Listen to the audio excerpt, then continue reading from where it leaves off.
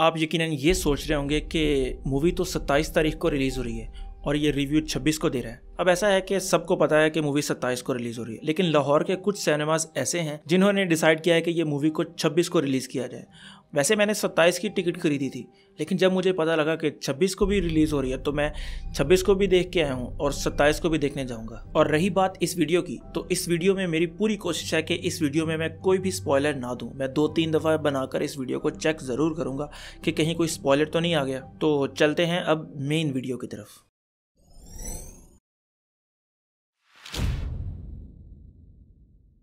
आपने Thor Ragnarok देखी और आपने सोचा कि अब इससे अच्छा और वो क्या बना सकते हैं। फिर आपने ब्लैक पैंथर देखी और आपने दोबारा अपने आप से यही सवाल किया, और सेम यही सवाल मैंने सिनेमा से निकलकर अपने आप से पूछा कि इससे अच्छा अब क्या बन सकता है। अब यकीन माने आप अपनी सीट के एज पर होंगे ये मूवी देखते हुए, और ये मूवी आपको सांस नहीं लेने देगी।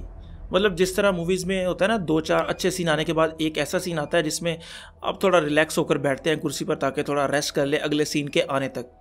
मगर इस मूवी में ऐसा नहीं है, क्योंकि एक सीन अच्छा आया, फिर एक सीन अच्छा आया, फिर एक सीन अच्छा आया और फिर एक, और ये सिलसिला एंड तक चलता रहता है जब तक मूवी एंड नहीं हो जाती। और इस मूवी को देखते हुए आप बहुत कम ये सोचेंगे कि थॉर क्या कर रहा है, टोनी क्या कर रहा है, कैप्टन क्या कर रहा है। आपका सारा फोकस होगा कि थैनोस क्या कर रहा है, वो कहाँ मर गया, वो क्यों नहीं आ रहा। यानी आप समझे ये थैनोस की स्टैंड अलोन मूवी है जिसमें उन्होंने भर भर कर बहुत से करैक्टर डाल दिए हैं। बात करें अगर स्क्रीन टाइम की, तो सीन ऐसा है कि जब आप एक मूवी में इतने ज़्यादा बंदे डाल देंगे और मूवी आप सिर्फ बनाएंगे 2.5 घंटे की, तो सबको प्रॉपर स्क्रीन टाइम कैसे मिलेगा। मगर फिर भी डायरेक्टर्स ने बहुत बखूबी से कैरेक्टर्स को कोशिश की है कि प्रॉपर टाइम मिल सके।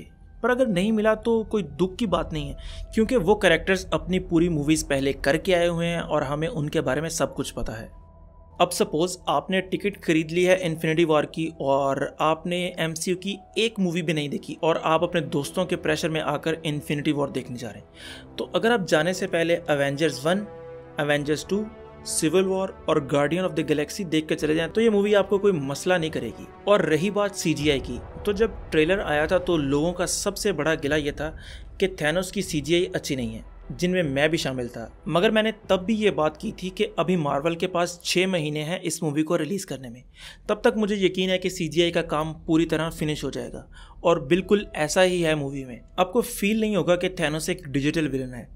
जिस तरह आप रॉकेट को देखते हैं या ग्रूट को देखते हैं, आपको कोई फील हुआ कि वो सीजीआई वाले हैं, इसी तरह जब आप इस मूवी में थैनोस को देखेंगे आपको लगेगा नहीं कि वो एक डिजिटल विलन है, आपको एक प्रॉपर ह्यूमन बीइंग लगेगा। अगर बात करें एक्टिंग की, तो सबकी एक्टिंग आप पहले मूवीज़ में देख चुके हैं, तो उन पर बात करके टाइम नहीं ज़ाया करूँगा आपका।